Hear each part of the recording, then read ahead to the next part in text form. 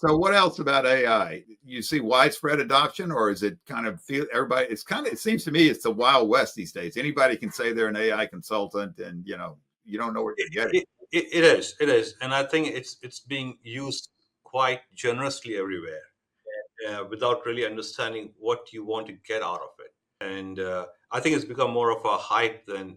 So AI definitely has a lot of value, right? So the question is again, what exactly you want to get out of it.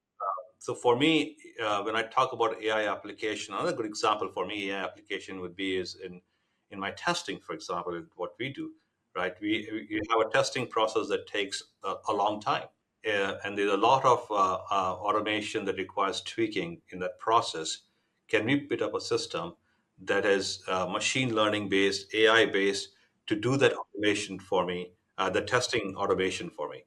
If I can do that, I can cut down my cycle time by half. So if it takes me 7 months to do testing, can I bring it down to 3 months using the AI methodology? Now you are that's something you're considering that you've already done. This is what we are considering, we are actually halfway through it. Okay, I got it. Okay, yeah, The AI applications have to be very clearly thought through to where it benefits you. right. Yeah, you can't just go to Chat GPT and say, solve my profitability problems, right? It's got to. You have to apply your common sense in the way you want to apply it. And again, comes back to are you with that AI application, are you moving the needle? Right. Yeah, yeah. And in terms of where you get your AI expertise, I mean, are you going out and looking at consulting firms? Are you developing it internally, or? So in our case, it's a mix of both. But I think the internal is important because our product is you need to have the knowledge of the product to do that kind of a job. So having that internal expertise really helps. So it's that then that would be, it sounds like one of those change management efforts where, you have to identify the why, the structure, and the expectations. Same. Absolutely, the playbook remains the same. Yeah. Yeah. Yeah. Fascinating. Yeah. It's going to be interesting to see where it goes.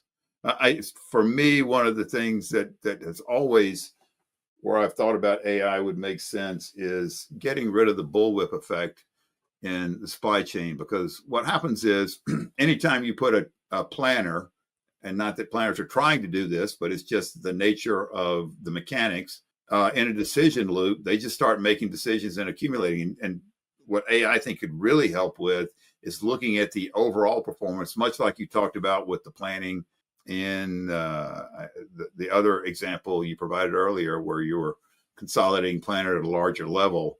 It could be very effective with that because you kind of take it out of people trying to optimize locally. Absolutely. An example that I can give you is of the IoT, right? So take an example of a power transformer that's in a power plant or in distribution. Such an important part of your transmission. If that power transformer fails, the electricity boards, the companies can lose a lot of money, and also it's convenience to the customers. So how can you be having a predictive maintenance process for those transformers? Now, those transformers are spread across the city, outside the city, in far locations. So, how do you manage that? And in the power transformer, the one of the important aspects is the insulation that we have inside it.